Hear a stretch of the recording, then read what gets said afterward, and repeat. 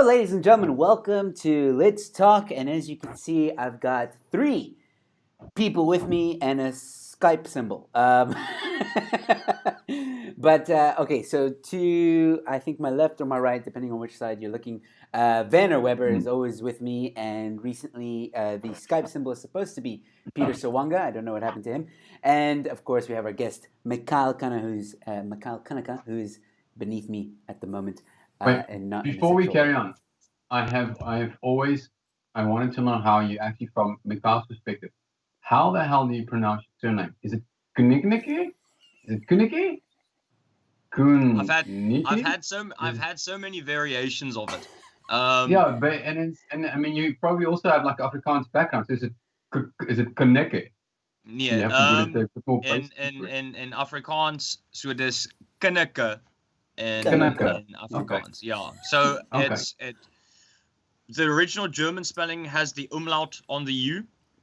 So it originally would have been pronounced Kunike, but my great-grandfather had some problems in SA after the Second World War, so he took the umlaut away and made it sound more Afrikaans to be in less trouble.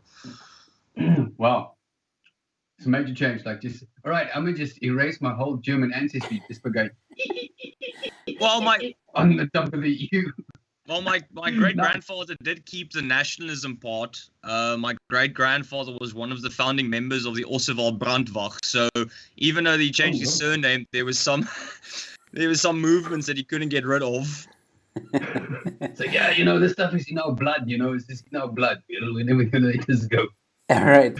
Okay, cool. Let's get down to it. I don't know where Peter went now. Peter, if you're listening, Peter always disappears. Just get back or send me a message on Skype or send Werner a message on WhatsApp saying that you're trying to get in. I'll call you back. I don't know where we're getting no audio and we're getting no video from you. I don't know what happened. Maybe Skype decided to update. I don't know. So quickly, we have Chico is in the audience. We also have the Punisher and Robin Hassan saying good evening. Vutsarko is also here, and Leon K is also joining. So thank you guys so much for tuning in. And I think we were discussing this earlier. Where do we start with this topic? And I think the easiest way is to just let's see what the internet, Google, how it defines. Yeah, how it defines the woke, and then we can take it from there. And please, guys, if you have any specific topics or specific things about woke that you want us to discuss and give our opinion, do not hesitate to comment, and we'll take those questions. Okay, so obviously, wake is to emerge or cause to emerge from sleep, stop sleeping. You can become alert or aware of, cause to stir or come to life, So those are obviously the normal to wake up type of thing. But then when you say woke, obviously that's past tense. Hello, Peter. Thank you for joining us. And then I think what people are saying now, or the definition that they're using now, is woke, comparative, objective, woker, wokest. Alert to injustice in society, especially racism. And I think that definition is one. I think woke started as something that was supposed to be, as most of these things start, in a good kind of light, and eventually people just warped it because alert to injustice in society, and especially racism, isn't necessarily a bad thing. So that is the internet definition. Anybody care to comment? I was when you told me that I could join this honorable cast of commentators, I was thinking about. Oh, thank you. There we go. Please don't be any sarcasm in there. No, actually not. I'll get sarcastic later. And Peter, you're still on mute over there, buddy. No, I was thinking about it, and your description of woke or wokeness is very accurate. And I think as with any buzzword, whether it's been thrown around by the left or the right, people have used it as part of their rhetoric, but they've forgotten what it means and what it's supposed to mean. So your definition is quite accurate. To be woke means that an individual is awakened to a different person, whether it is by culture, by race, or by religion, to their issues, whether it be oppression, whether it's racism, whether it is something more relevant to South Africa as well, something like such as poverty, being able then, because you've been awakened to someone else's problems, to empathize and to stand in solidarity. But I think a lot of people, especially the people that are using it as a buzzword, as in Ronaldo Gose's words, to weaponize it, have completely forgotten the meaning or have not even made the effort to look at what it actually means. It's a buzzword and it's easy to get thrown around, and I've noticed that there's a reaction when they throw their wokeness or the word woke in there. Can I just interject there? We say, and I'm playing a little bit devil's advocate, right? Because I think in these discussions, even though, I wholeheartedly agree with you, there's the idea of being woke, I think is to, we each have arguably our own internalized definition of it as well. And therefore, almost wokeness becomes a very subjective thing, so some on the left may say, are you woke to, the oppression of minorities and various other groups, and then people on the right, but but are you woke to the oppression of minorities, and then it's both are valid. Yes, both are valid. And I think often it's almost this wokeness is like, I am more aware of pain and suffering of these people, and I'm making more of a noise of it, and I'm doing more. It's almost like it becomes like this little almost like this.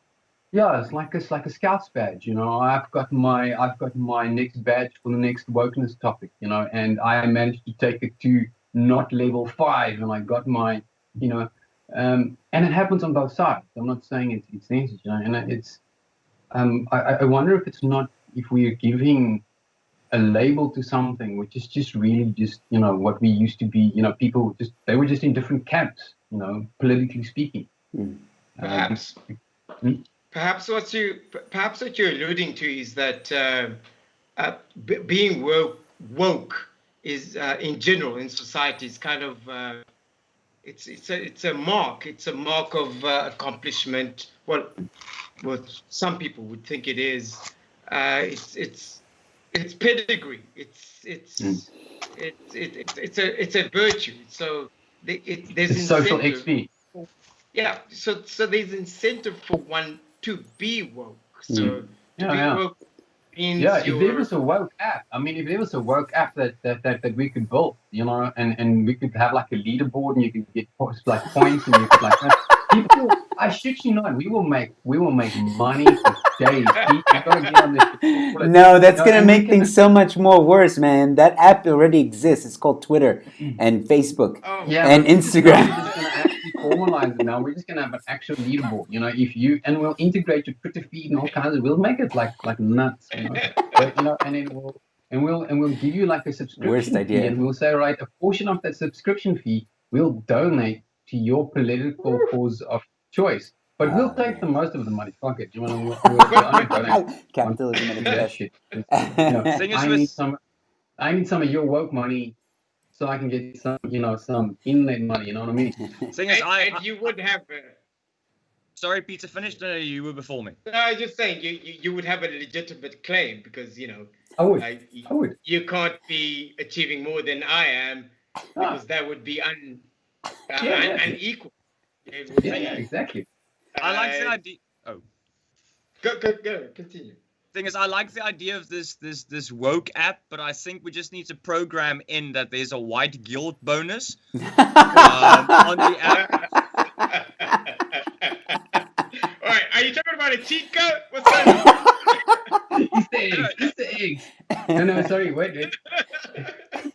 Wait. Can we? Is it still okay to call for like things Easter eggs in software?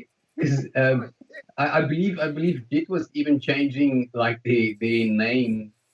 Like in Git software, you have like you have a master branch and you have a development branch and that kind of stuff, right? So now they're going to move away from master to primary or main, Yes. because master and this is kind of, this touches on this whole wokeness thing, it's where You mean we have this. nobody understands what master and branches are? Yeah. But it's anywhere where the term master now comes in. Now there's this racist past connection, and I mean, being a techie, you know that hard drives had like a master and slave selector Yes, on that's going on. their pins. Yeah, Sorted, so right? yeah, Yeah. old school. Peter. I mean, that's very old school. Peter, can I ask you, man, what's your opinion? Yeah. As a black man, what is your opinion? When you heard the word master, in any context, right? Master bedroom, master hard drive, I got my master's. Did you ever feel oppressed by that word? Here's the weird thing about as a black man. Because you're Firstly, I white. think about something. Your name's Kyle. This is the kind of bullshit I have to deal with.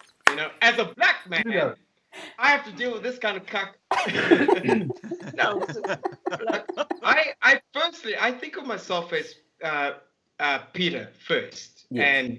and all of the other cuck comes secondary. So when all of this other stuff that I kind of have to contend with in life comes at me, I take it as secondary, and this is. I feel as though this is kind of might be counter to what the popular idea of what an individual is. I think of me first, and then all of the other stuff is secondary. Within that context, if I like a situation, I'm into it. If I don't, I am self-aware enough to be able to go, that's not for me, or that's it, Yeah.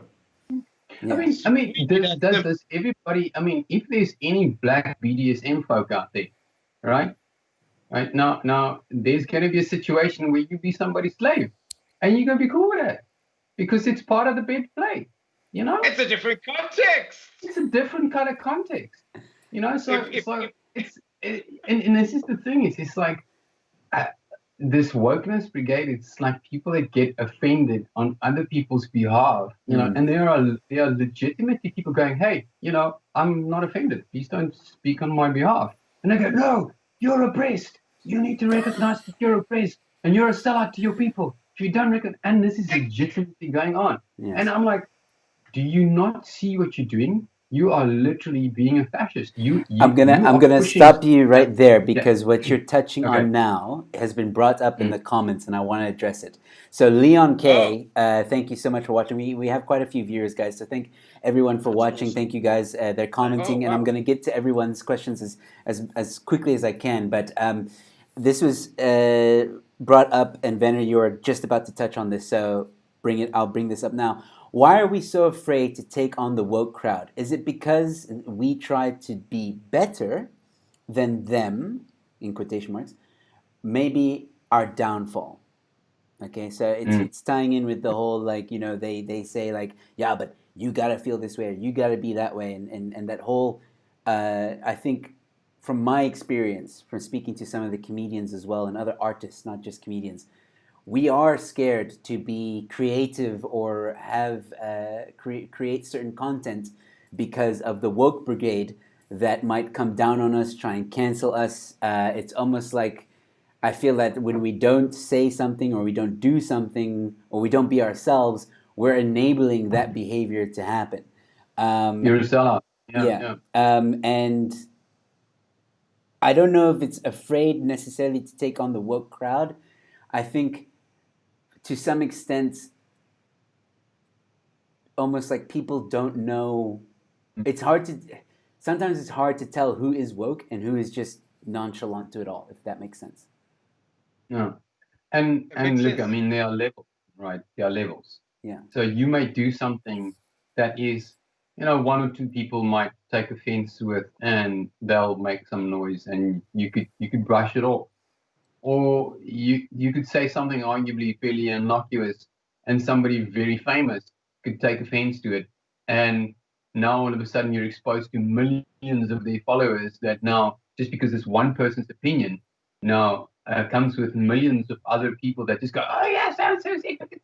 And so immediately it's this just like just what's this Lima kind of mentality that just follows the group, and the kind of hate that you could be exposed to, even if you're right, if you're morally 100% right, on certain things, right, and there are some topics that I will not back the fuck down on, right, but the hate that you get for it, because that's where you stand, right, it becomes tiring, right, and you could have a thick skin, right, and here's an example.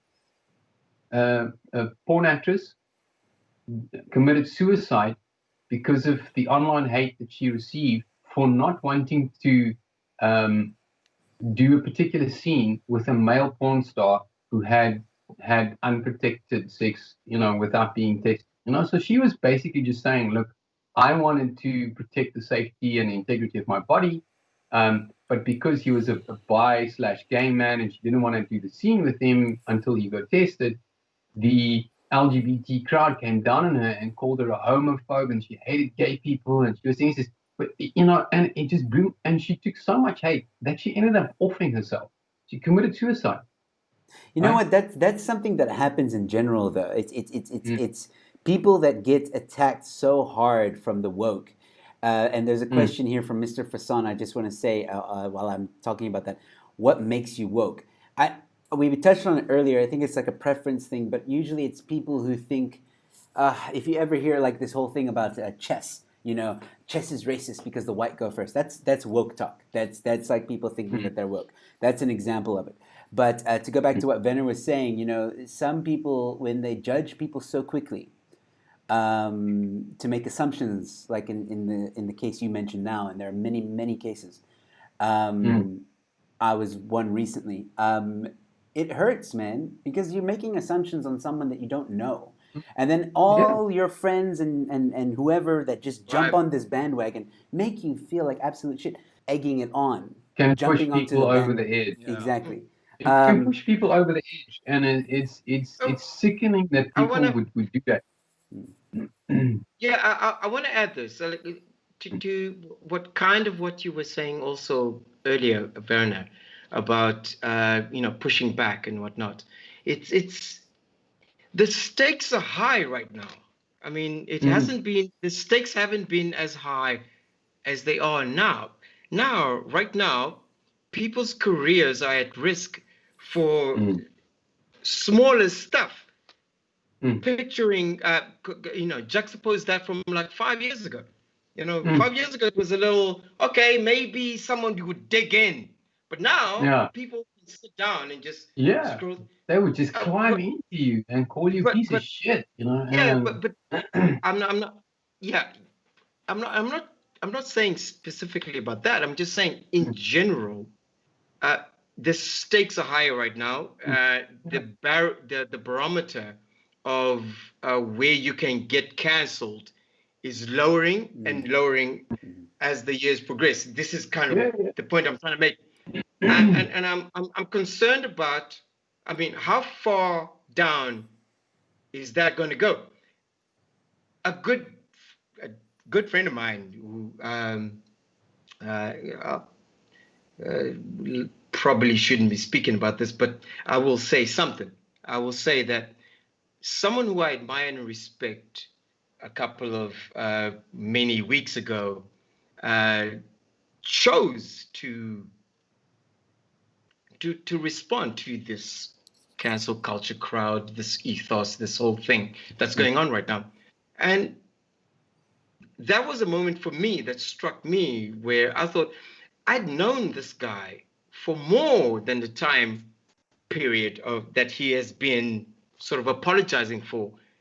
And what he was apologizing for was not something I knew or I saw, having known him from this sort of time. So there's a bit of a disconnect, and I feel as though a lot of these apologies that are coming up might not actually really be truly what they are, not because I want the apology, more because I feel as though the culture is it's such a place where people who are truly decent and demonstrably so are now going, hey, let me just do this just to check that box. Yeah. So like a preemptive Is that strike. even an apology? Or is it just a performance thing? No, I don't know. I don't know. If you truly feel bad about something that you did in the past, right? Yeah, and I think I know what you're alluding to here. If you truly feel bad about something that you did in the past, then say you're sorry. But if it's in light of societal pressures, then I don't know. It's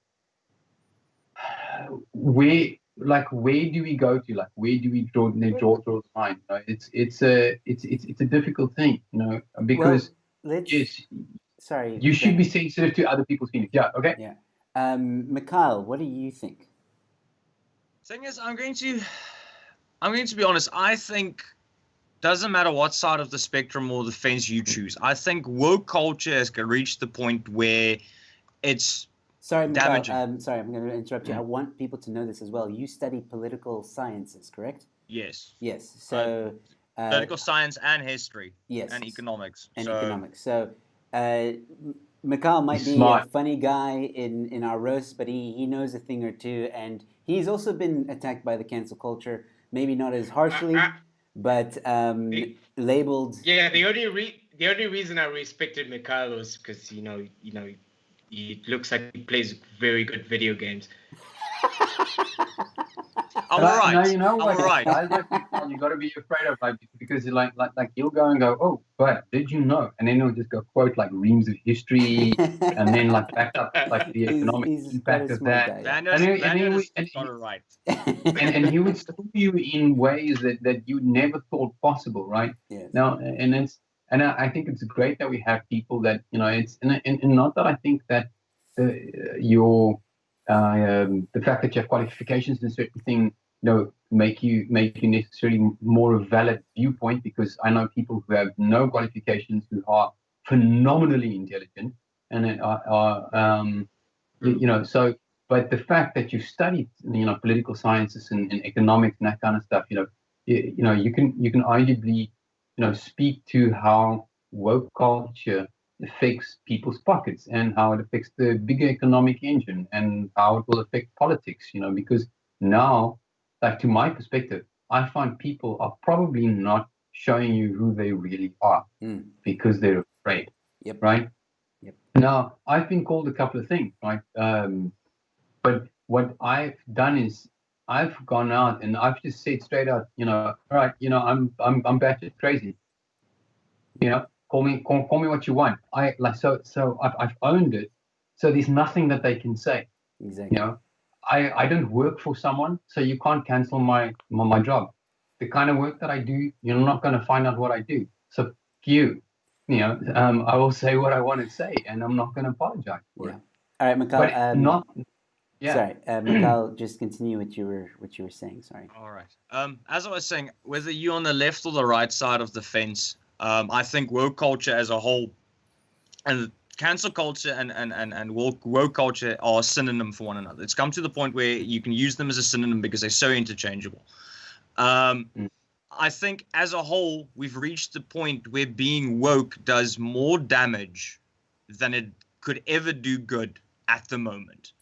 And the reason I say that is the more people become woke, the more people want to cancel you because you said a certain thing at a certain time. The more people are withdrawing. And I'm going to use a personal experience here and my personal opinions. I'm a white Afrikaans speaking male. I proudly identify as an Afrikaner. I do. I have no shame in stating I'm an Afrikaner first and a South African second. The reason I've said that is all Afrikaners are apparently racist. When we are born, our birth certificate at religion states racist. It's reached that point where we go, okay, it's call me the thing, I'll be the thing. It's fine. Then what we do, what Afrikaners have done for the past 120, 140 years, is we pour lager and we go do our own thing. And now it's interesting. Now we go do our own thing. And then once again, we're being called racist and not for multiculturalism. You just told us that we're assholes. Now we've removed ourselves from society and now we're still assholes. And I'm going to use... You own it. So you own it. And yeah. So, for example, what we've done is now, obviously, I am not a board member. I speak purely based on my own opinion and research that I've done. I'm going to... Don't lie, Mikhail. You're such a board member. We know where you are right now. Let's take the lovely little town of Urania as an example. You have a town with a population of 1,600 Afrikaners with an economy, okay, before lockdown, they had an economy of 300 million rand. Okay, that's now including all assets. Obviously, that's including all assets. But still, it's very, very 300 million bucks. Pretty decent. Oranje. And remember, if you want to come on. That's how many? What's the population again? 1,600. But obviously, you can halve it. You can halve it. And obviously, you have children and the elderly. So let's say you have 800 working inhabitants of that 1,600 that has now generated this economy. Now everyone's going, yeah, but it's wrong and you're racist assholes. Okay, I'm going to firstly start by adding, I am the first person to tell you I highly doubt that Orania does not have racists. There will definitely be some assholes that think they are better than others, and that needs to be addressed and that needs to be spoken about, and I'm 100% in agreement with that. We need to whether it's in our own little circle. I am a thorough believer, because of my faith, as with Joe, that God created all man equal, and you should love thy neighbor as you love thyself. And that's a very, very simple thing, and if you're not religious, it comes down to the same point: don't be an arsehole. Now, don't be a Mikhail. Right? Don't be minds too, like this much. The whole thing goes, don't be a dick. Yeah. So now Orania has gone and they've done their own things. They took a failed mining project that the government didn't want. And what very few people know is that the purchase of that land was only signed off in 1995. So you have two opposing governments that have both gone, fuck it, we don't want it, it's not working. 95? All right? Yep. How did you get anything done in 95? We did with Africa.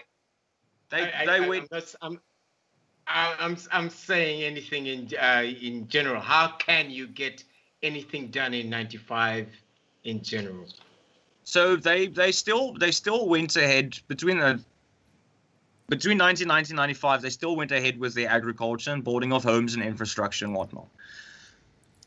Whether they are racist there or not, that's not the point. The Afrikaner community as a whole is not doing anyone harm. It literally isn't. No person, regardless of race, of gender, of religion, have lost a job because of that town's existence. No one has suddenly been lynched because of that town's existence.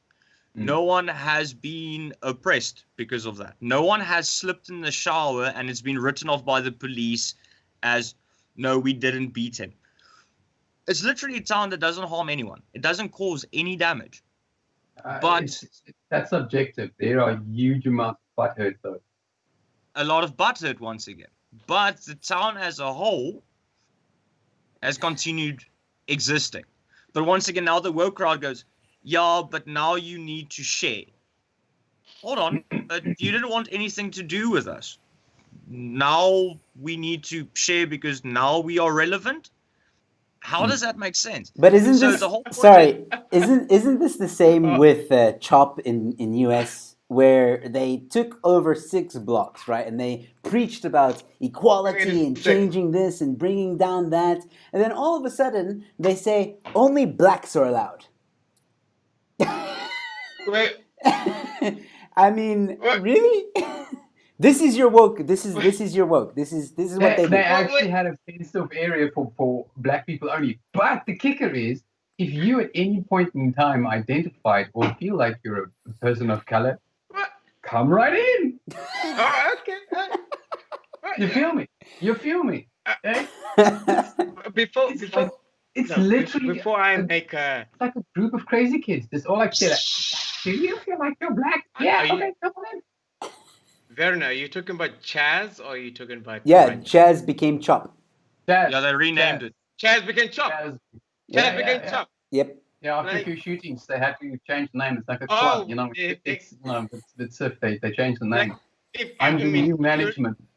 Think about it. If your town's name, your newly established town's name, changes its name within 2 weeks, is it? I mean, can you buy land in that town? Fuck that bullshit. I want to ask. I want to ask about Oranje. I want to ask about.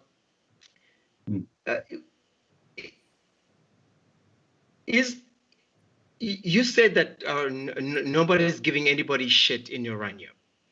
Why? Why is Oranje in the news? Like, is there real estate over there?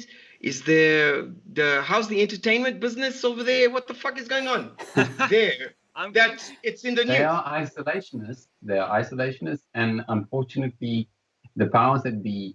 It is an easy topic to misdirect people away from the fact that they have failed to deliver any form of services to the bulk of the nation, right? And we see this happening in a lot of towns where the municipalities have literally collapsed under mismanagement, etc. That the farmers are coming in and fixing the town pipes, fixing the infrastructure.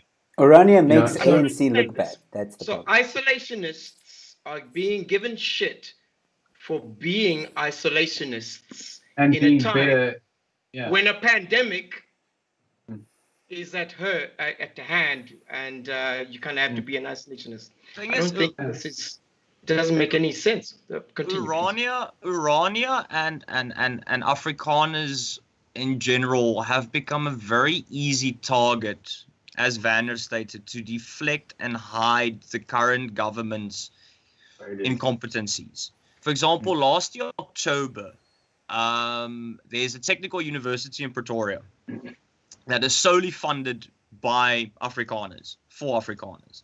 And when I say Afrikaner, I need to at least expand on this. When I say Afrikaner, it's a culture, not a race. Afrikanerism is a point of if you are an Afrikaans-speaking first language individual, you raise your children in an Afrikaans home with whatever you might deem that to be, the morals and values of an Afrikaner. Now, usually in most cases, the Afrikaner has always had a close relationship with the church, so it would be in most cases a very Christian-esque value system. Or now conservative. to get back to or conservative. So, for example, last year October, this Afrikaans Technikon stated that they are expanding. They are breaking ground on not only new reses for the students, but new lecture halls and whatnot. And they have a 5-year plan to reclassify the Technikon as a university. Now, once again, this is a tertiary institution that was established on its own, and it's growing on its own with purely the financial help and support of the Afrikaners. Oh, that's interesting. Our lovely MEC, Panyasa Lesufi, the first thing he did was, now look, they're being racist and whatnot. Yeah, but you didn't listen. It's for Afrikaners, not white Afrikaans-speaking people, for Afrikaners, by Afrikaners. But it's an insult to the ANC because the ANC have failed universities. Universities are being protested at, being burnt down, and they're not doing a thing. Here the Afrikaners doing their own little thing as per usual, because we're very, very good at being left alone and doing our own shit. This is now an insult. Why? Because the ANC in 26 years haven't really delivered new tertiary institutions, yet one of the smallest minorities in the country have gotten it right to build a tertiary university or institution with plans to expand. It's the same with Oranje. Because it came into the news in the past 2 weeks because that same MEC twat waffle Twat waffle. decided. Yeah, decided. Is that gluten free? It's gluten free. There's gonna be a hashtag now. Twat waffle. That's what's gonna happen now. Yeah. It is. Everyone's twat gonna waffle, call woke people twat waffles now. twat waffles. Just don't call them a blue waffle. A twat waffle's definitely gluten free, but it's full of bullshit. 5. Yeah. All the nutrients a growing woke person needs. You gotta fill the gap.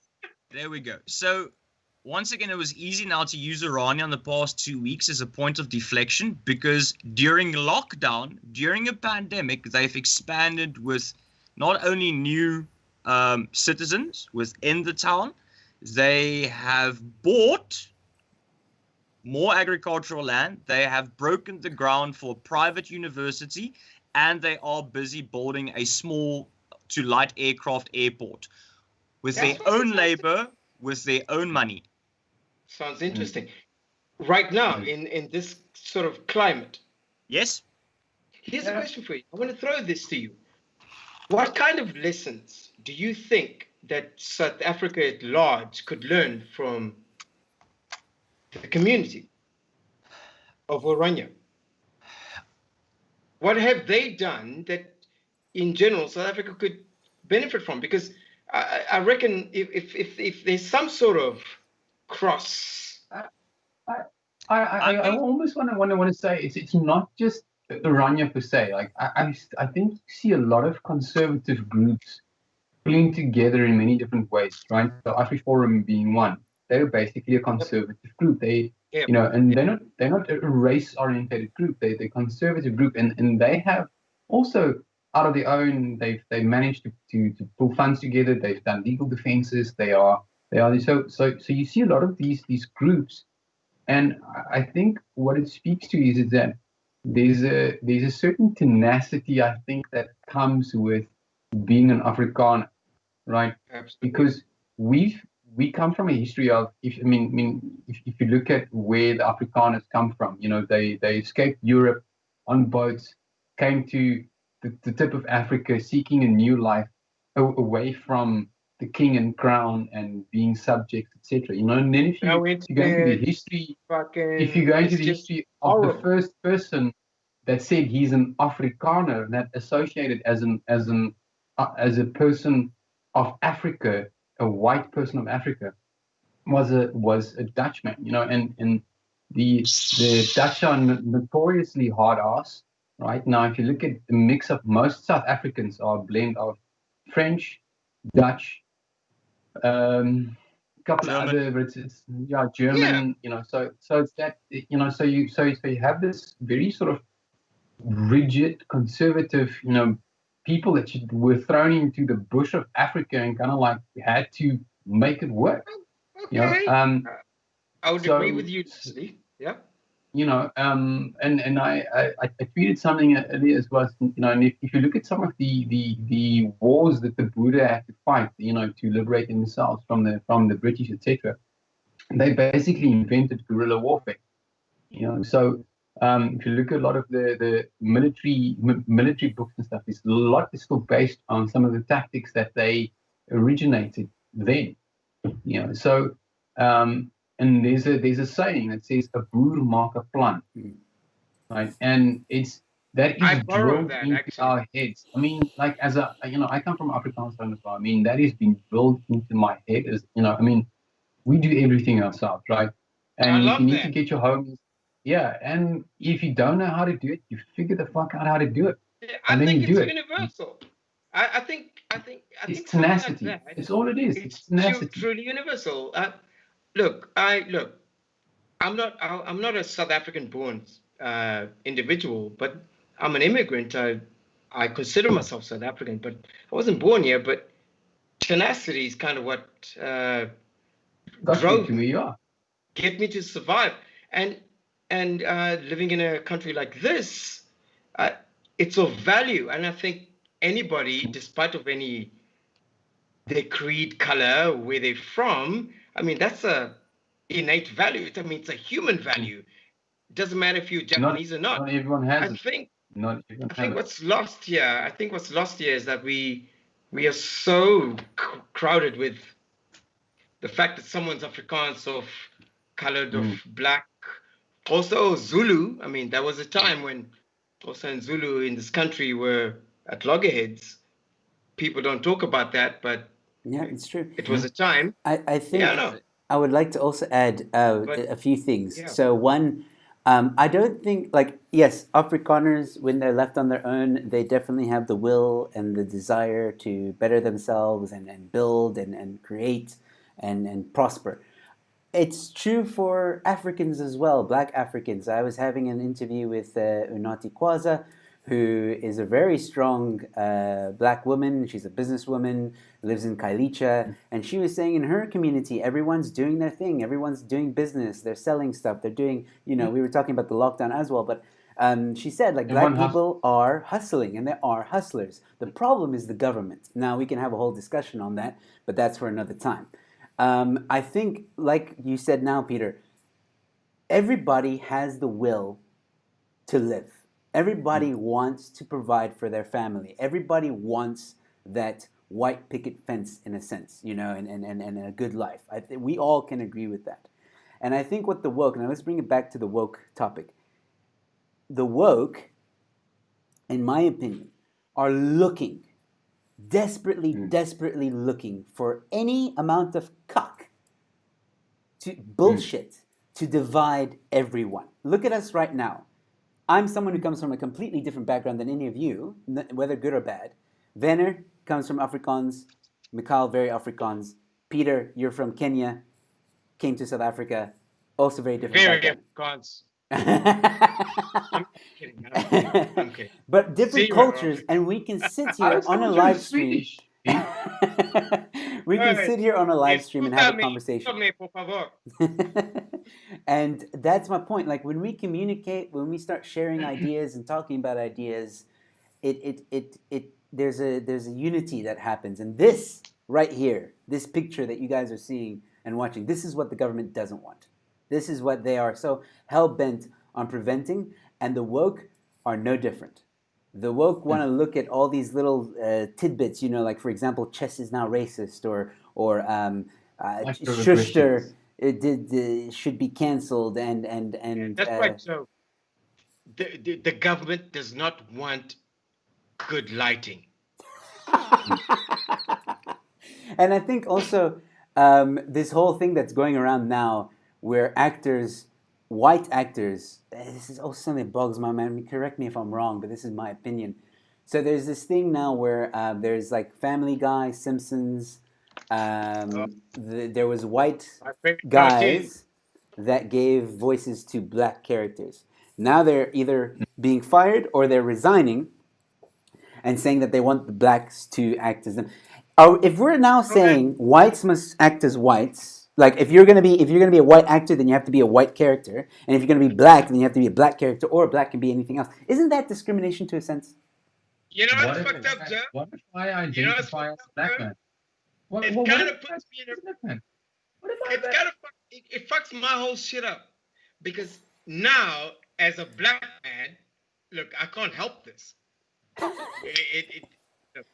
I don't think it's a negative, but I don't think I have to help it.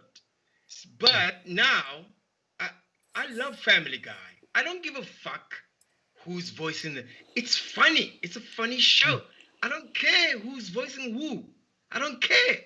But now, in the culture that we live in, as a black man, I have to now look at that and go, I have to make an opinion. I never had an opinion about it. My opinion was, it's a funny show. That's enough.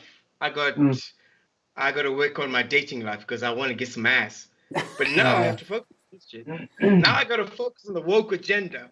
And this is the problem I have with the woke. Now you got to formulate an opinion on something that you really needed to have an opinion on. And they fuck up my dating life. I think that's mostly you that's fucking up your dating life. You can't blame them for that. Yeah, but I'm enough. I don't need them to do it. True to yourself, Kyle. Be true to yourself. I actually want to answer the question that Peter raised about Urania, and I'm going to be able to bring it actually back to the main topic of wokeness and cancel culture. Peter, you asked what can the rest of the country and hopefully the broader world learn from Urania. I'm going to answer in a way that's going to upset any woke thing. Do it in the comment section. Woke thing.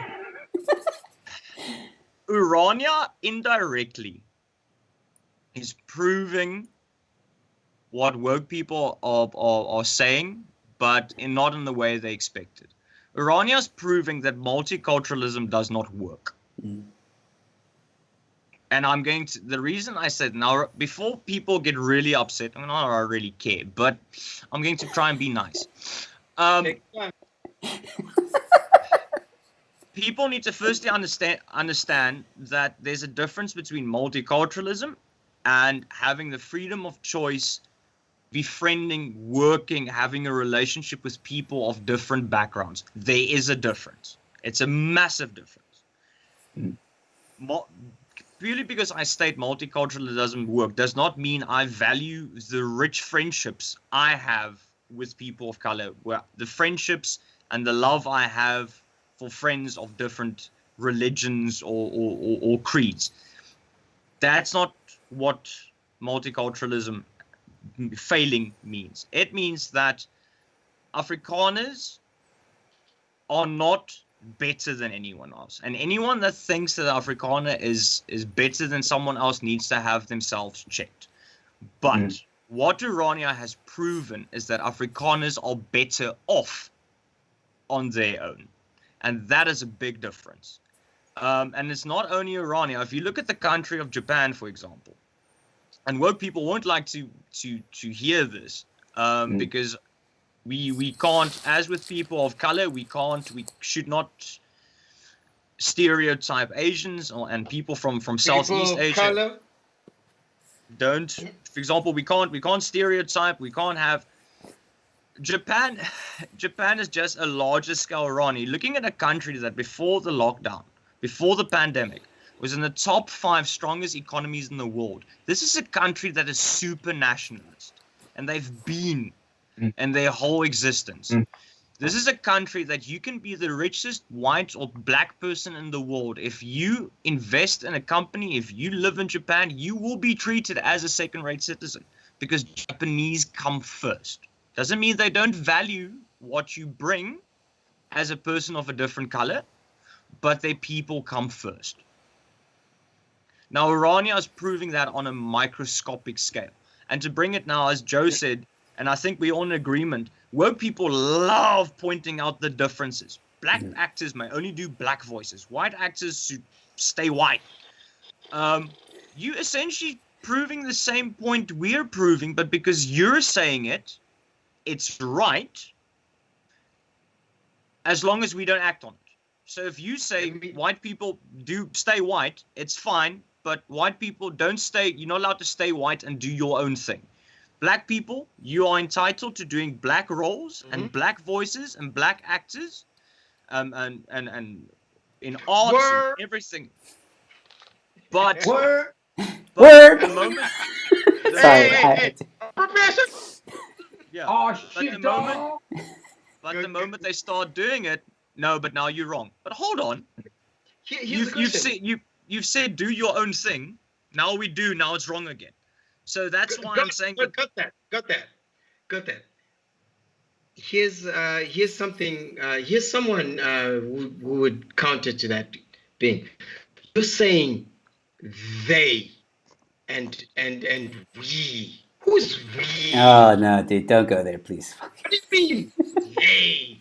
I mean, have you heard that?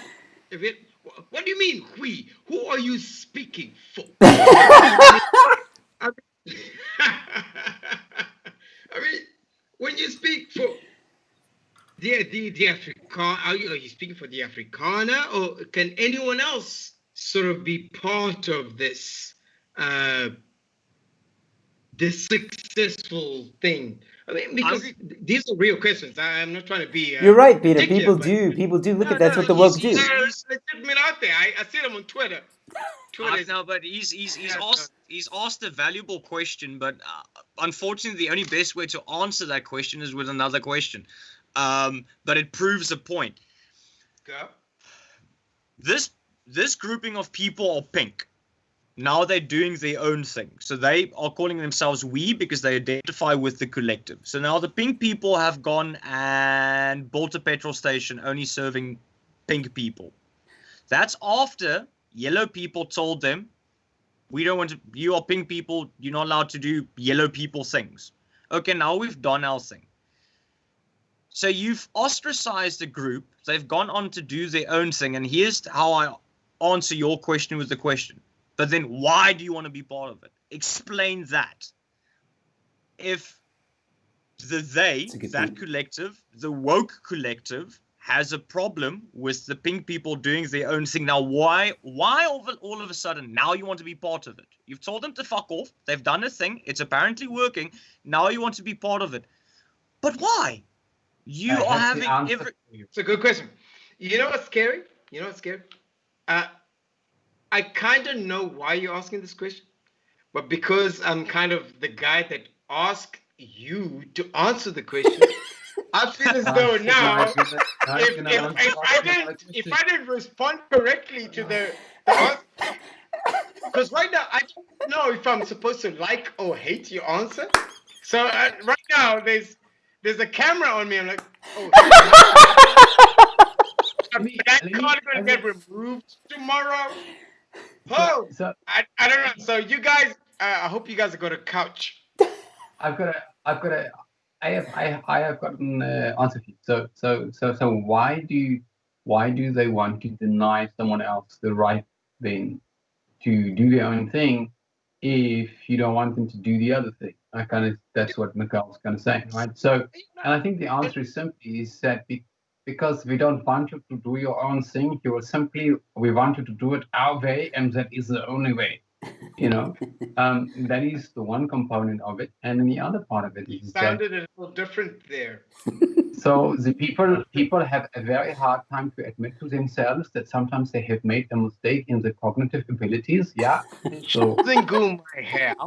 Yeah. So I am fully entitled in using this accent because I am having the Werner and the Weber is the Werner Weber the names. You're not going to be a good protester, please. Yeah. So to kind of support Mikhail's point, like almost two ways, is look at the whole Eurozone, right? It's basically falling apart.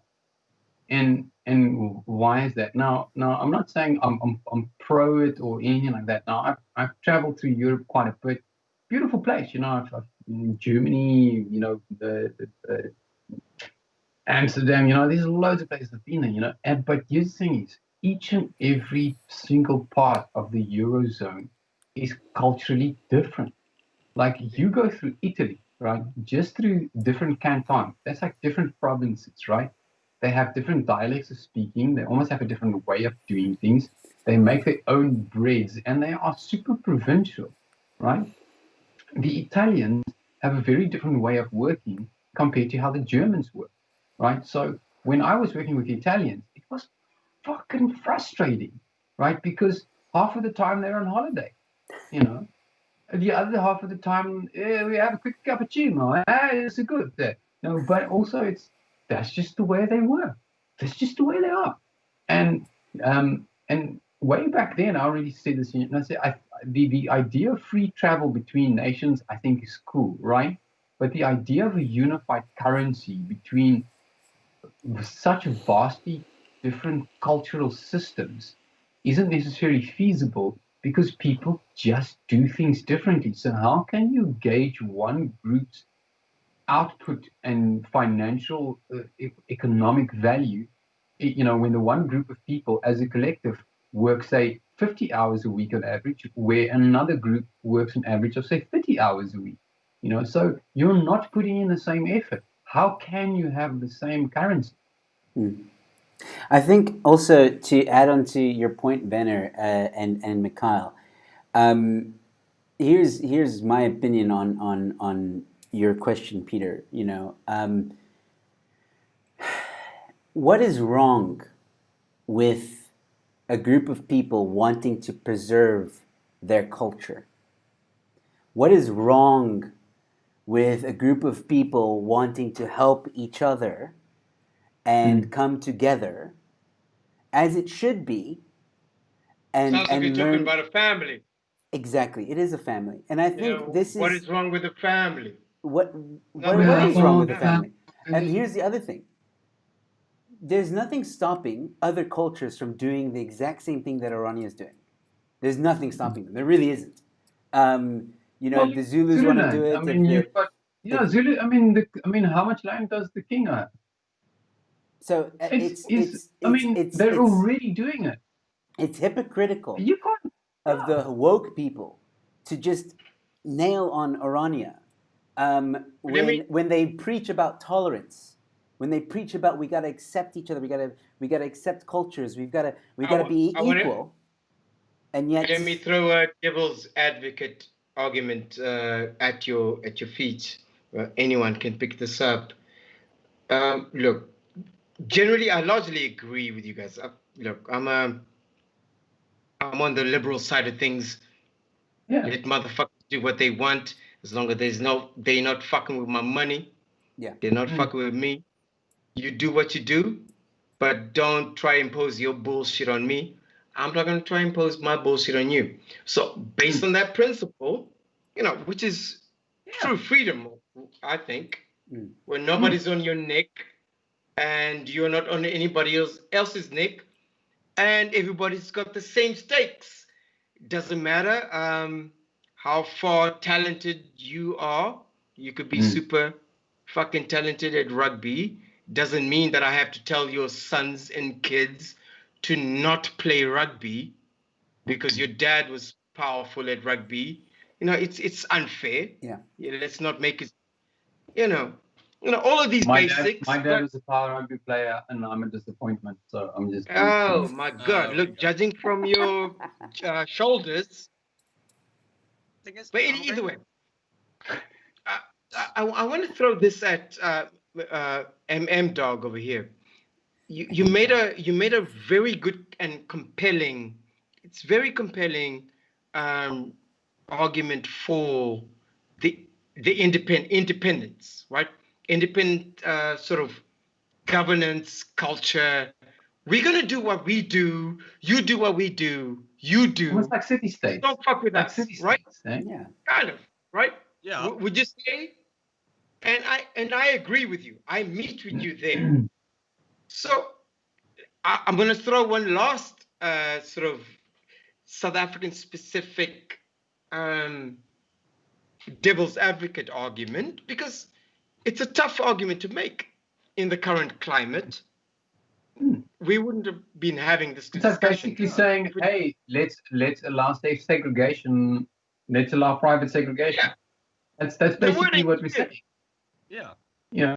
That's a very short and so of course people will find that highly offensive. People will find it offensive. If I were to ask this base question, and I'm gonna shut up, I'm not gonna speak anymore. How do you convince the normal, average, everyday individual? Because you're not trying to convince the radical. You're not trying to convince the Marxist. You're not trying to convince someone who is already convinced that you're a racist based on your name being of a certain ilk. You're wasting your time. Yeah. And I'm personally, as a black man, I'm kind of sick and tired of that. The white liberal side trying to convince truly entrenched, like they confuse me. But anyway, that's a different discussion. What's practical? How can you make your argument better? Because when you're talking about independence, self-reliance, self-determination, these are human traits. What is it about messaging of Orania that is missing the normal average day South African? Because the normal average day South African is also under the boot of this oppressive government. The poorest person in South Africa is fucked up, and that's why they're angry. They're looking at everybody else and they're going, "Oh, you're white," blah. But if you're gonna, the messaging is wrong, is what I'm saying. Thing is, I'm going to answer. Thank you. To answer that question, to convince we're not even once again, we're not saying the radical or the woke, just to convince, and let's use our continent as a relevant example. If I were to convince the normal guy in the street, the average Joe, that multiculturalism has failed, that self-isolation within your culture is a better way forward, such as Urania. Look at the continent of Africa as a whole. In 1886, the Berlin Conference happened. Between 4 and 11 June. You might correct me on the dates, but the Berlin Conference happened in 1886. So what happened was, all of the main superpowers literally divided up Africa. Germany, France, Portugal, Spain, the Netherlands, the British Empire. They literally divided up Africa, the continent, as a pie. Now, by extension, to simplify that,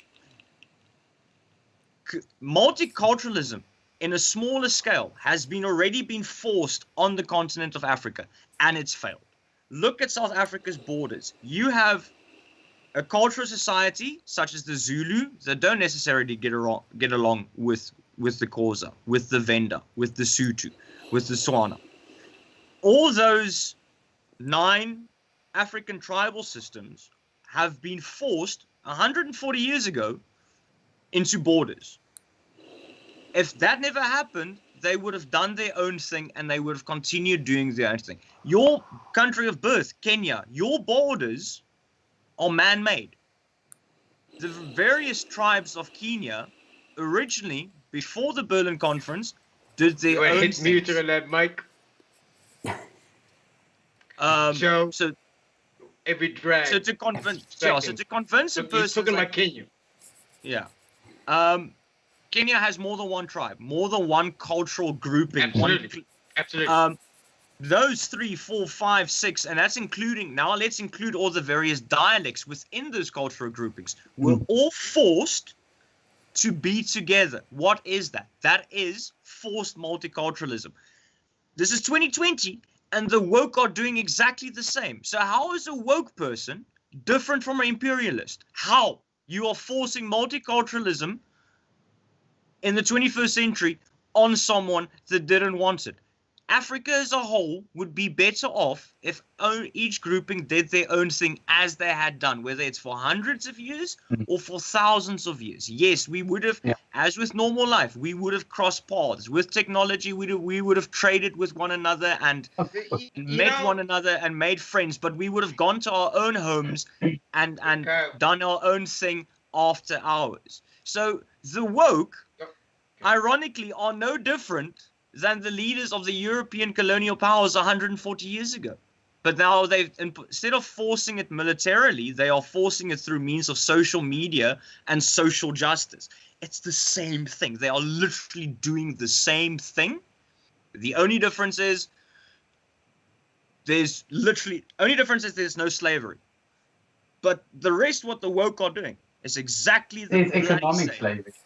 Yeah, there's economic slavery. But the point being is that the woke are asking for this, are forcing multiculturalism in the same way that Germany did, that France did, Portugal and Spain did. And Rwanda is a great example of multiculturalism that was forced upon a country, didn't work. You've got fantastic arguments. You've got historical references. You are citing evidence. You are not talking out of turn because you can reference, you can quote many more, and people with PhDs behind you. This is no disrespect, and I admire your knowledge of it. Yeah, absolutely. But why is it that this message is not getting across to the common man? Why is it find ourselves in a situation where we are in a look. I got a fucking hat on, and we're talking about this kind of situation where something should be so obvious as the independent. Okay, thank you, Joe. And I'm not trying to diss you, Joe. I'm just saying. All right, Joe. When you're done, when you're done, I'm saying I God. want to answer your question. Last question, because I'm setting you up. I'm setting you up for a good answer. Why do you think it is that society in general, the information age, is not looking at what you've just said? Because that's kind of what we're fighting for. Independence, self-reliance, self-determination, your own culture is yours. You got your own area. I mean, all of these are checkpoints. Why aren't we learning rather than condemning? What do you think? All right, Joe put up his hand. Yeah, so I'll give you, and I put up a comment which answers your question, Peter. Mainstream media, and as well as ANC. We can make this bigger. There's a big topic happening right now in South Africa about Western Cape wanting to break away, or the possibility of Western Cape wanting to break away from South Africa. Now, this topic has been getting a lot of traction, especially during the lockdown. And recently, someone from the ANC said, no, this is racist. South Africa needs to be united. We are all one. That's why. Because the moment that anyone talks about independence or wanting to break away or wanting to be isolated and all that stuff, it's twisted into a racist narrative. And the mainstream media jumps on that bandwagon to perpetuate that narrative. That's my opinion. Mikhail, maybe you can give a better answer. Joe's has basically touched on it. Do you think, let's be honest, the average guy on the street, and by extension the more radical, the woke crowd, this, by purely stating this and making valid points where people can go, you make, it's literally history repeating itself, but just in a different format. It doesn't match their narrative. It doesn't agree with what they are saying, and they get more upset because they enjoy fighting with a random loud guy on a soapbox. But if you start giving historical fact, political fact, economic facts, they get more upset, because not only have I shouted at you, but how dare I, and I'm saying I just for the purpose of this conversation, how dare I argue with you with intellect and logic? The sole thing that sets us aside from animals, how dare I use that to disprove your theory? And it's a lot easier than to squash it by making loud noises and beating pots and pans. So the woke so I could go on convincing, but in the end of the day, the sad thing is the woke will literally drown you out until you cannot be heard. Fair enough. Yes. You succinctly described a strategy of the woke that I think Morpheus once said. Morpheus said it. No one can be told what the Matrix is. You have to see it for yourself. Oh, it's like saying you have to see it for yourself. You know, and this is exactly why I said the other day, there's no point debating with a lot of these people, because they're not interested in a debate. Like Mikhail said, they're not interested in listening. They're not interested in learning. They want you to conform. They want you to be the same. Yes. And it's not necessarily that they're bad people. It's not that they're bad people. Most of these people are good people, right? They have literally, their minds have been hijacked. Their minds have been literally been hijacked to the point where they're not able to take in any new information, because I have a question around that. Yeah, sure, shoot. Yeah, my question. You're saying that there are people who have been hijacked by an external idea. Would you say that's accurate? Yeah. Easy. My question still remains the same. It still remains the same to actually all of you. So we can sit here and wax lyrical about how the opposite sphere has been captured ideologically. I'm more interested in how we can make them see it. counter that. And one of the ideas that you raised, Werner, and I'm not trying to, but you raised such a really good point. You raised the idea of asking really poignant questions towards their own ideological stance. And all of you touched on it earlier, but I appreciate it. Yeah. That's the only thing you can do, right? But it only works to a point. Right, because then you have, and you can see it. It's there's this. I'm sure you've seen this meme of the NPC that is given all this info, just via the TV and the computer, and then they just like orange man bad, orange, and then this one person goes, why? And the whole brain just goes, right? It's because you're basically just shoved sound bites, clips. Things that make some form of a cognitive kind of story and make sense, and everyone repeats it over and over and over and over and over. Deplorables. There's certain little snippets and sound bites that get super focused. They get laser like focused, right? From the groups and the people with the means to distribute it to millions and millions of people, right? Now, I'm sure you've heard of the 100 monkey principle, right? Yes. That, monkeys in various groups that, is now, if you apply that same principle to human beings, right?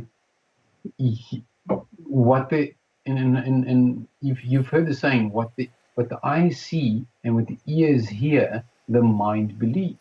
The mind makes it real because it fills in the blanks, right? That is what the imagination is about, right? So when people have a certain idea and concept in the head, and you challenge them with, this is how I see it, and they're unable to make logical connections that's able to support their stance, that is when you see their brain having a meltdown, and that's when they get angry, and that's when you get these emotional outbursts. You get called names, you get called an arsehole, you get stupid. So it's like, that's what they then call the ad hominem attacks come out, because there is no out. So the only thing that I can do now is to deflect and call you names, because there is nothing else left to do. You have no argument. I'm going to call my friends for backup and call you some names as well. Cancel culture. Because the more of us that are there, and that's where the cancel culture is. So it's like, hey, I'm woke. I've seen this. I've made some snarky comments at someone. They've come back with logic and reason. I can't debate that. And now I have a complete meltdown. And now I'm going to invite my friends to have a meltdown with me. And, I want to add to what you're saying, Werner. I think another side of it as well, to also answer Peter, is that the majority of people in South Africa and maybe even the world still believe in mainstream media. They believe that whatever it says is like true. Whether or not they're being brainwashed or not, that's just what they think. I used to be one of them. I used to be that guy that, I read a headline on CNN, okay, cool, now I know what's going on. And I'm not saying that they're brainwashed. I don't like, some people aren't brainwashed. They get so caught up in their lives, like, I'm worried about how I'm going to pay rent at the end of the month. I'm worried about my child that needs to go to school. So they're not really into politics. They're not really into news. They just kind of, they look at a headline, and then they might have a braai, and their friends say, oh man, did you hear what the news said about Trump, or what the news said about this, and oh my word, it's terrible. And they speak, and they get like the snippets that they need, and they move on. And it's almost like they have blinkers while they're on. It's not that they are brainwashed. They just don't really care, because they're in this mentality of like, it will sort itself out. We're okay. We're fine. Do you reckon this is useful? And sorry? Do you reckon this is useful? If they're in the mentality that this is going to be fine, this is going to be... No, it's not. This is useful. I used to be one of those people. I used to be one of those people that was like, it's going to be fine. It's all going to sort itself out. We're not really a communist country. That's not real, But then when you start asking questions, when you start noticing things, certain presidents saying certain things, the media twisting it, when you start noticing how the media is becoming like a PR company to the president, when you start noticing that, wait a second, certain things are named... You just have to become curious. Yeah, certain things are named differently, But in actual fact, when you research the name, you realize, wait a second, economic, what's it, EWC, and all that stuff sounds good. Sounds yes, sounds good. Sounds like a great idea. But when you with smithery. Yeah. So when you start to research and be like, because you're told like, yeah, we're going to give back to the people that have been hurt in the past, and we're going to right the wrongs of the past, all that stuff. You're for that. You're like, yeah, that sounds great. But then when you research and you realize the economic impact that it has, then you're like, oh, wait a second, we're being lied to here, you know? And there is an economic impact, whether you want to admit that or not. And every time, and I'm going into a bit of a different topic here, but every time we go into socialism or communism, every time, what do they say? Oh, it'll be different this time. Oh, it'll be different this time. But the only people that benefit from that way or that path is the dictators, is the people in power, the elites. That's it.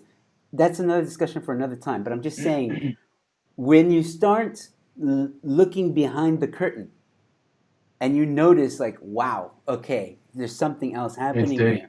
It's dirty and it's disgusting and it's filthy. The media is very good at creating a Wizard of Oz effect. And so is the president, so is and this goes not just in South Africa, it's also in America, it's probably in Europe, in England. This is a global thing. It's not just a South African thing.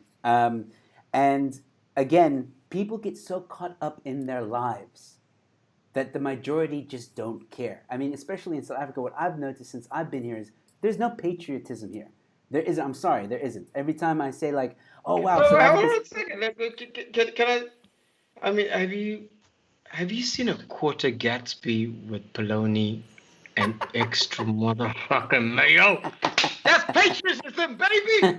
I'm pretty sure I'll run you. The only time I saw you would swear people didn't die from that polony just only last year. Yeah. Huh? No, I'm still alive. Corona's around and I'm still alive. I don't even understand. I don't do science, but I had one of those Gatsby's. See, here's what I always mention is the Rugby World Cup that just happened. Remember how we felt that sense of unity and pride and patriotism in South Africa. Everybody felt it, but it lasted for such a small amount of time.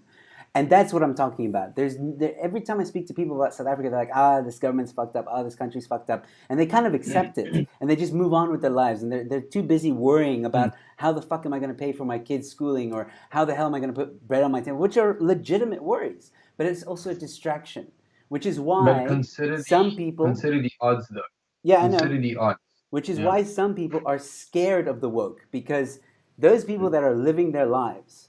right? They're just trying to be good, you know? They don't want to come out with their true feelings, whether it be controversial or not, because of the cancel culture, because of the woke, because of people saying like, oh, you can't think that.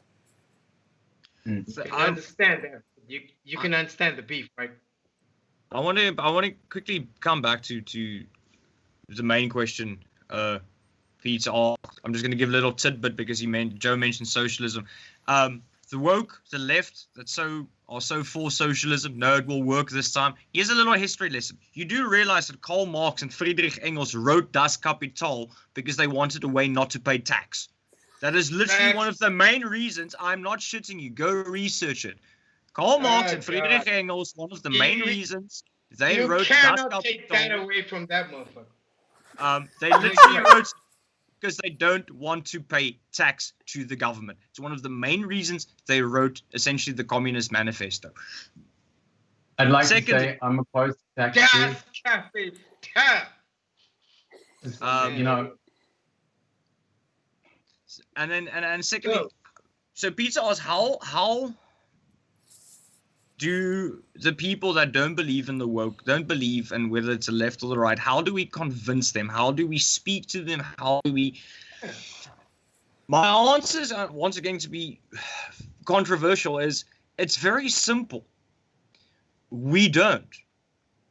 Let them burn their own shit. Let them eat themselves. Let them eat themselves. Because that's the only way they're going to learn.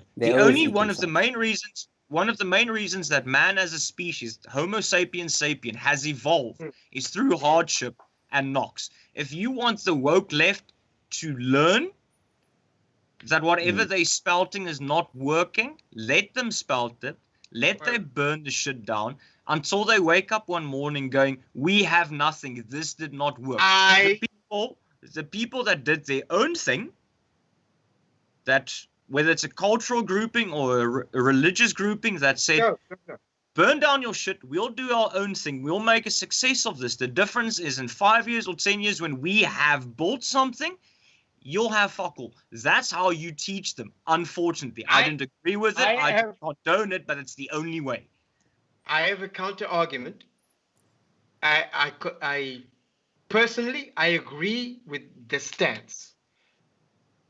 Never bend the knee and stand up for your own principles. However, this is kind of where you and I depart, because I think you and I agree that we have to live in a general society. You can be an individualist, but you kind of have to operate within a general, bigger society. My concern is the bigger society and how the bigger society is constructed, because that's going to determine, unfortunately, uncomfortably, how your nuclear society is going to behave like. And I see this as I look at it as a family versus a family living in a country. A complex. On a complex. Yeah. Well, there you go. Look, my son is not going to obey the government. He's going to fucking listen to me. So, it's my son. I want to teach him my values. I want to teach him how to be a decent human being. Look, I am subject to the laws of the land. And the laws of the land, I have control on the vote, or I can just leave the land. So there's that breaker. My issue is currently the woke are trying to influence culture, and ethos and values. That leaks into what I am going to be teaching my offspring. I believe that the son of me, Peter Saranga, should not believe in collectivist politics, because we have a different situation. My surname holds some gravitas. This is individual, me. It's not necessarily the same with you guys, but I want to teach him, be an individual, stay strong, and also be valuable to whatever society that you're in. Those are my ethoses and values that I want to teach. But what if I live in a society that I'm paying tax in that is actively trying to teach my son something antithetical to those values and ethoses? Surely, in a free society, I should be allowed to establish an arrangement where I am with me and my fellow other citizens who kind of believe in these kind of conservative values, and we just do our thing. When you're basically talking about the right of association, that's really what it is.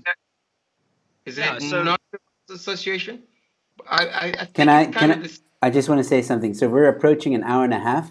So this will be the last thing that we speak about, and we need to keep it short because I don't want this to go on for too long.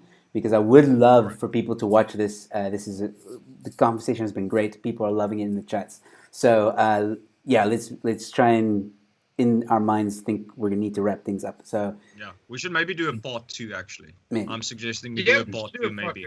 Okay. I'm loving this because I'm learning a shit ton in TikTok. Yeah. Okay.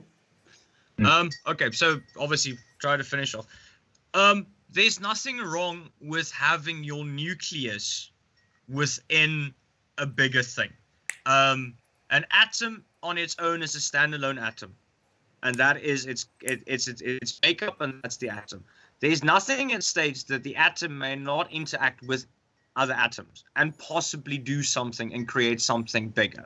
So if you are isolationist and you have your own little town, nothing prevents that town from interacting with other towns. Nothing prevents your son from interacting with other sons. That's absolutely fine. As long as your son adheres more to your direction and your values and morals. That does not mean your son may not question and discuss the values of others, but at the end of the day, as long as your son realizes that the morals that you've taught him are the morals that he is going home to, he needs to keep his morals in public, but those morals are the ones from home, and that's the ones he's going home to. That's once again why when I said multiculturalism and choosing to associate with different cultures is two different things. Mm-hmm. You can have the one without the other. You can be, in my case, pro-Afrikaner and South African second. Because I am pro-Afrikaner does not mean I value the friendships, the loves, and the insight that my friends have given me from a different point of view. My friendship with Joe is not of less strength than with a very pure Afrikaner friend of mine. No.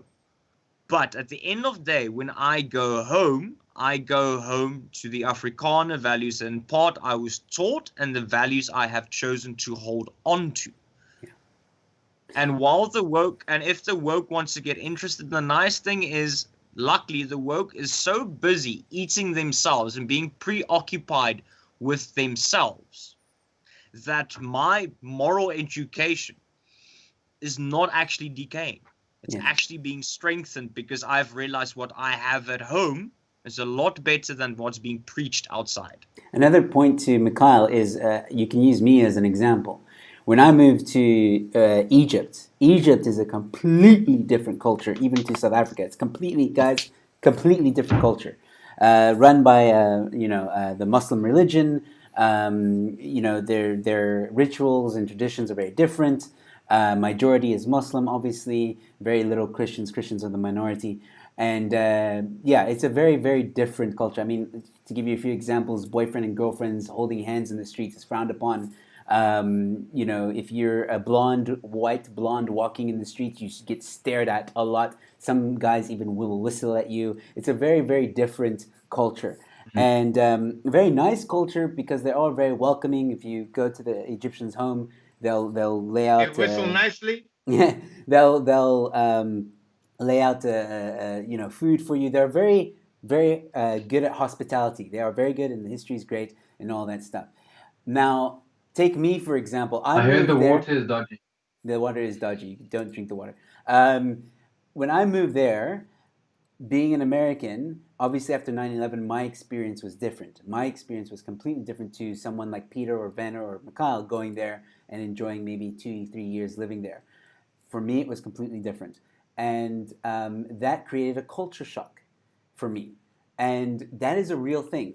I could have chosen to embrace that culture, to become very Egyptian, if you will.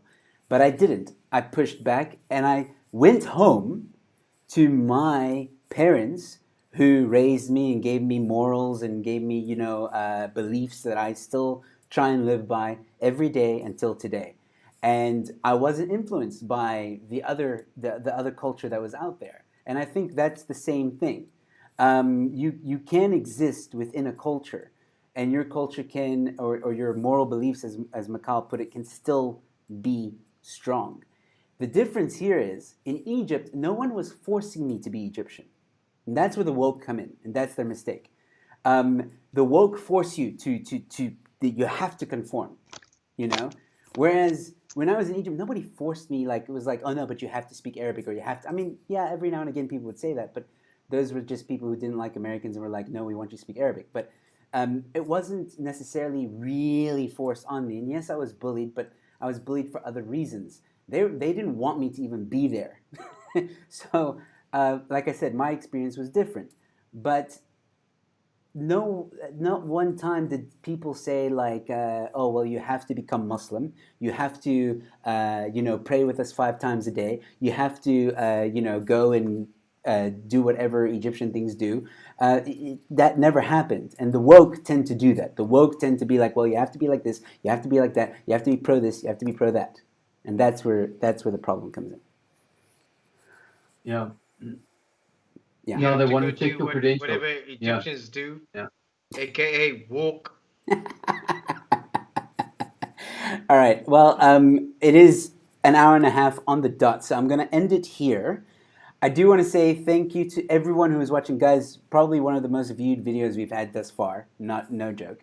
Are we gonna have a talk again? We We have can. to have a we part haven't even actually touched the surface of what we got to talk about. We got a lot to. I want to ask Werner about those fucking earphones. Look, I think we I should. would like to know, man. I think we should continue the topic next week, Wednesday, if you guys are okay with that, because I do want to talk about what the woke is doing to art. I think that is an important Man. topic to cover, get there. and I would We like really to. need to get They're ruining it. Yeah, I would really like They to have ruin an open everything. discussion That's about the that. short preview. They're Yeah. ruining art. They're ruining everything. That's why we can't have nice things. Hold it. We'll talk about it the next time. Yes, Come on, yes, hold it. yes. We'll Hold talk about it next time. So art in general, I have some interesting things coming up as well about that. So we can always talk about that at the next episode. Ladies and gentlemen, thank you guys so much for tuning in. All of you, everyone. Wow, the chats were going crazy. Mario, the Punisher, Leon. There was a few Leons in the chat. Beth Symes username. That's basically everybody that owes me money. Bradley Cook. And the list goes on and on. You guys were amazing. Chico, Shiwake, I cannot pronounce that. I don't know what that is. Matthew, thank you guys. Wesley, all of you, thank you guys so much for tuning in. Please share this video if you found it interesting. Please like the video if you enjoyed it. We'll be back continuing the conversation. I had a feeling it was going to go for a very long time, but yeah, we need to start talking about this and putting some ideas out there. The battle of ideas. That's what we like to do here. So I want to thank for you. I want to thank Werner and Peter for joining me, and of course Mikhail. Thank you so much, Mikhail, for joining us, and we'll see you again next week. Oh, and I will be chatting to Mikhail on Monday evening. We're going to be talking about Afrikaans culture. So we're going to be talking about that, and he's going to give us some insight and some history on Afrikaans. I've got a couple of questions about Velskut. It's the best shoe in the world. Nothing is better than Valley. All right, cool. All right, wait till Monday. I got, oh shit, the traction. I've got two pairs. Who designed it? What the fuck was the concept? I've got a farm pair There's and then I've different got a pair for the town. There's different Yeah, pairs. I've got an orange. No, I got a shit ton. Did the tire come before the front spoon? What happened? There's a lot of. Thank you. Join us in the chats. All right, guys. I'll be back tomorrow interviewing a comedian, Isabella Rose, who's going to be on the show. Sit down and log down, so join me for that. If I don't see you then, and if I don't see you until next week, I'll see you at the next one. Once again, ladies and gentlemen, thank you guys so much for tuning in. Like, subscribe, and thank you guys for joining me. Good night.